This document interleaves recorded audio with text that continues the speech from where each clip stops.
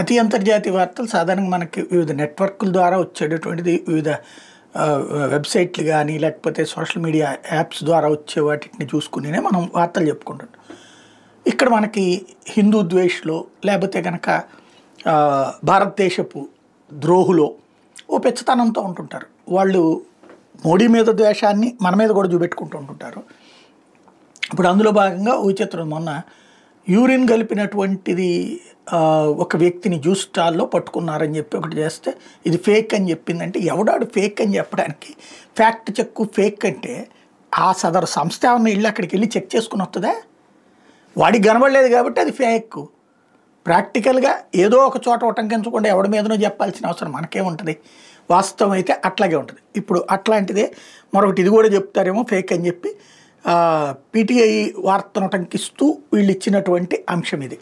ఏంటయ్యా అంటే తాజాగా కూల్ డ్రింక్లో ఇదే జ్యూస్ స్టాల్లో చేసినటువంటి నీచత్వానికి సంబంధించింది. ఏదైతే పవిత్ర గంగాజల కావడి యాత్రలో ఉన్నటువంటి వాళ్ళని కన్వర్ యాత్ర జరుగుతుంటే దాంట్లో యాత్ర చేసేటటువంటి వాళ్ళు ఇవే తాగుతారు, జ్యూస్లే, కూల్ డ్రింకులు ఇట్లాంటివి తాగరు.